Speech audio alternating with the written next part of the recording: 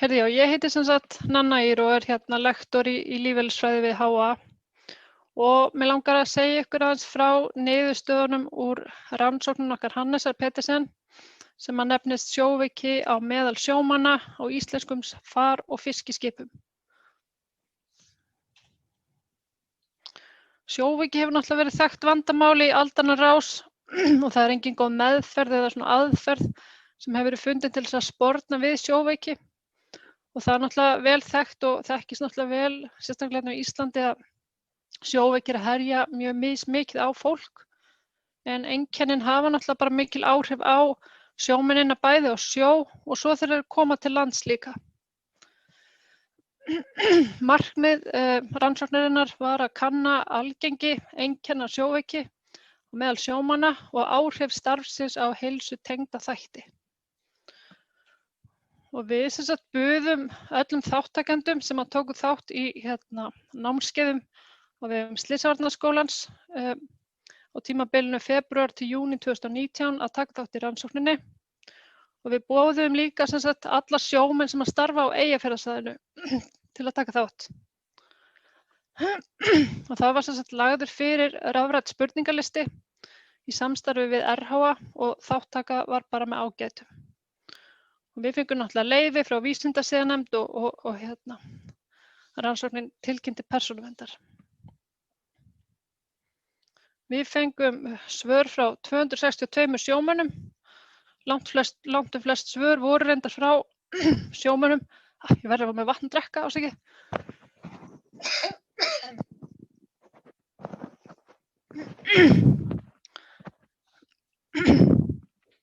Já, langt flest svör voru frá sjómönnum í Slysavarnaskólanum og meðalaldurinn var 44 ár. Og bilið það var bara mjög breitt. Og þetta voru 96% karlar og allir íslenskir ríkisborgarar. 78% höfðu verið meira en 5 ár á sjó, þannig að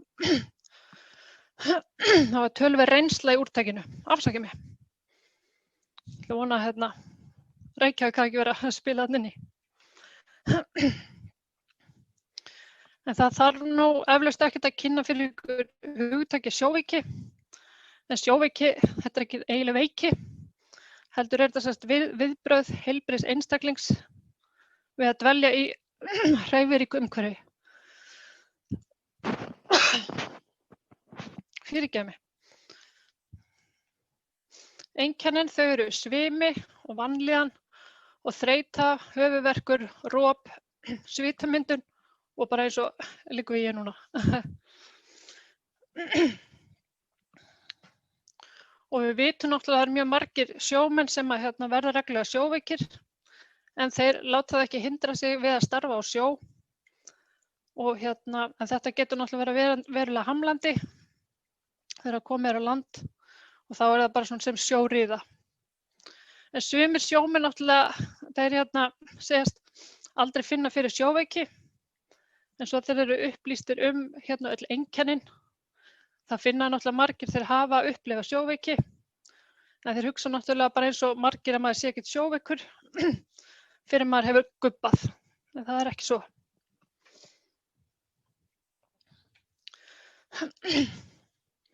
Og þetta kom bersýnilega í ljós þegar svör þáttakenda voru skoðuð, en það höfðu alls 88% þáttakenda upplifað sjóveiki einhvern tímann ævina.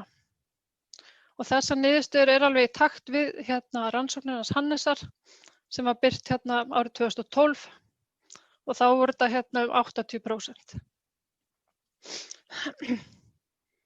Og svo þegar við spurðum nánar út í tímasetningu sjóveiki upplifunarinnar, þá svöruðu flestir að það hefði gerst sem sagt fyrst þegar þeir færu á sjó eða þegar þeir voru búin að vera mjög lengi í landi.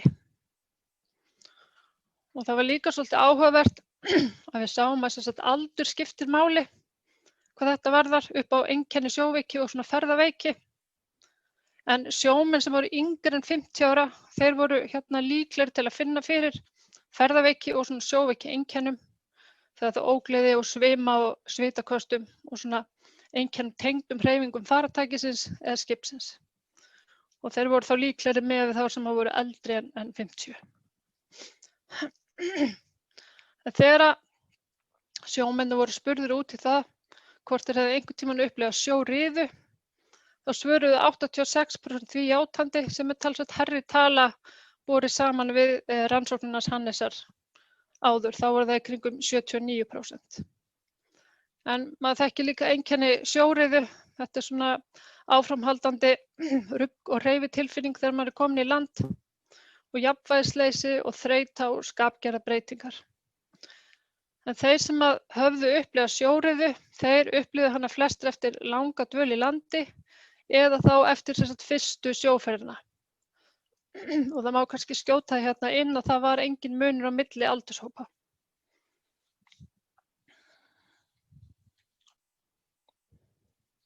Við skoðum líka þó nokkuð marga svona heilsufarsvandamálsþætti. Við vorum að skoða hækkaðan blóðþrýsting og BMI og mígreni og spennuhöfuðverk og svona heyrnartengt vandamál og vorum að athuga hvort það væri einhver tengsl við sjóveiki og þessa þætti. Og ef við svona tökum fyrir nokkra breytur hérna, þá má kannski fyrst nefna mígreni og spennuhöfuðverk. Og það kom í ljós að tæplega helmingur þátttakenda, þeir þjáðust af mígreni eða spennuhöfuðverk, sem er víst frekar hátt hlutfall. Og það kom þá í ljós að þeir sem voru með mígreni eða spennuhöfuðverk, þeir upplifðu frekar sjóriðu og fundu frekar fyrir sjóveiki einkennum. 18% þáttttakenda þeir þjáðust af heyrnardeyfu eða heyrnarleysi, en við fundum engin tengsl þarna við sjóriðu eða einhver svona sjóveiki-breytur. Og svo voru 38% sem höfðu suð fyrir eyrum og ég býst nú með að það sé frekar há tala svona fyrir meðal mannin. En það var engin tengsl þar á milli við þessa sjóveiki-breytur eða sjóriðu en eitt svoleiðis. En það sem að það eru talsvert margir sem eru að upplifa sjóveiki eða sjóriðu eftir túrana og svona þekkjandi einkenni þessara sjúkdóma, ef svo má segja, þá gæti maður spurt sig hvort að þeir sé ekki líklegir til að lenda þá í slysum utan vinnu og í vinnu, heldur en almenni borgari. Og þess vegna spurðum við sjómennina hvort þeir hefðu einhvern tíma þurft að leggjast inn á spítala vegna slysa á landi eða slysa á sjó. Og niðurstöðurnar komu svona, óvart og ekki óvart má segja. 31% þáttakenda, þeir hefðu þurft að leggjast inn einu sinni eða oftar vegna slysa á landi, sem er há tala miðað við meðal íbúa á Íslandi. Við erum reyndar ekki alveg með töluna hver talan en þetta er vist frekar há tala. 18% höfðu svo þurft að leggjast inn á spítala vegna slysa eða óhappa á sjó. Þannig þetta er mjög áhugaverðar tölur. Ef við skoðum vinnuaðstæðurnar örlítið, þær hafa náttúrulega breyst verulega á síðustu áratugum og flestir eru núna að vinna á stórum bátum, sem sagt lengri en 45 metra bátum og lengd túranna hún hefur almennt aukist. Og þegar þátttakendur voru spurðir hvort þeim fannst skipið sitt vera gott sjóskip eða slæmt sjóskip, þá svöruðu flestir að skipið sitt væri gott sjóskip sem er þá verulega ánægjulegt. En hvernig hafa þessar vinnuaðstæður áhrif á sjóveikina og svona aðra svona hreyfiveikitengda þætti? Við sem sagt fundum út að sjómenn sem voru að róa í viku eða styttra, þeir fundu frekar fyrir sjóveiki einkennum heldur en þeir sem voru að róa lengur en viku. Og svo fundum við líka út að þeir sem voru að róa minni bátum, þeir eru frekar sjóveikir með við þá sem eru að róa á stærri bátum. Ef við drögum þetta svona aðeins saman í lokin þá er nokkuð ljóst að sjóveiki er raunverulegt vandamál og meðal sjómanna og þar eru vinnuaðstæðurnar að spila svolítið inn í og aldur líka. Og það er náttúrulega verulegt áhyggjumál hvað tíðni slysa er mikil og þetta er eitthvað svona kannski sem þyrfti að skoða nánar. Og svo kannski bara svona aðeins í lokin líka svona til gamans að þeir voru svo skemmtileg svör úr spurninga gluggan sem þeir gátu svara sjómennir, varðandi góð ráð til að sporna við sjóveiki. Og þeir voru með, bara það stóð ekki á svörum sko, það var alveg allt frá því að borða epli fyrir túrinn, eða sem sagt að segja bara að sjóveiki væri ekki til, þetta væri bara huglægt ástand og bara vitleysa að þetta væri bara ekki til. Þannig að við setti svörin upp í svona flokka eins og stundum gert og flokkarnir voru þá matur, hvíld, horfa á einhvern ákveðinn stað og svo andlegt og líkamlegt og svo svona annað.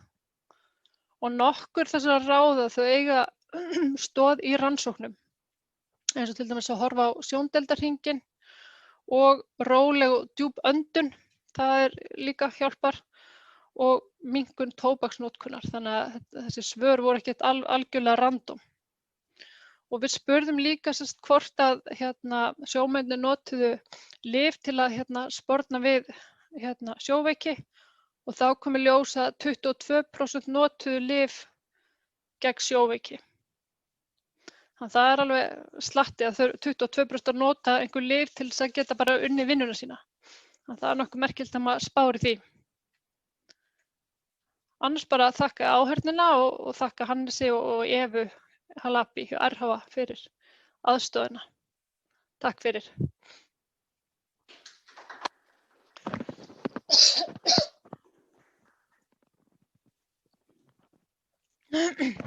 Takk hérlega fyrir Nanna. Ég var alveg að kafna hann í byrjun en það lagaðist. Lagaðist. Náður þér. Hérna er þess að dýrindis rós sem þér ætluð. Ó, já, takk fyrir. Og við. Takk fyrir skyni. Ég hvet fólk til að lyfta hendi á Zoom eða hefur spurningu. Og er einhver búinn að lyfta hendi? Er einhver með spurningu í sal? Má ég spyrja einni spurningu? Endilega.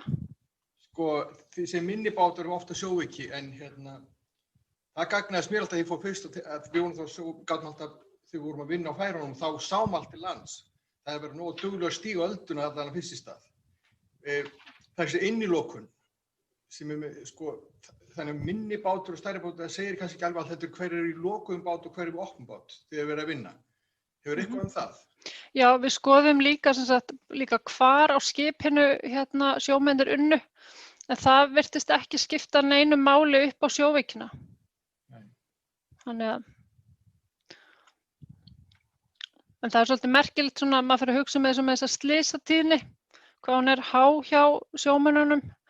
Þá átti ég samtal bara í síðustu viku við einn reyndan sjómann og hann sagði já, sjóveiki, jú, það er náttúrulega vandamál en svo er þetta dómgrindaleysi þegar í land er komið fyrstu 2-3 dagana. Og hann sagðist venjulega setja í bíl með einum sem að tók fram úr á þjóðvegi 1, bara fram úr sendifærabíl, bara trekk í trekk og bara greinilega ekki með fjarlægðarskyni einhvern veginn á hreinu. Sagðist vera heppinn að koma stundum úr ferðunum á heim úr Höfn. Þetta er athyglisvert. Þetta er mjög athyglisvert. Ein spurning í sal. Já. Komdu bara hérna. Hei. Hún getur alveg að tala hérna. Það er spurning varðandi dánartíðni sjómanna fyrst eftir að þeir komu í land. Hefur það? Já.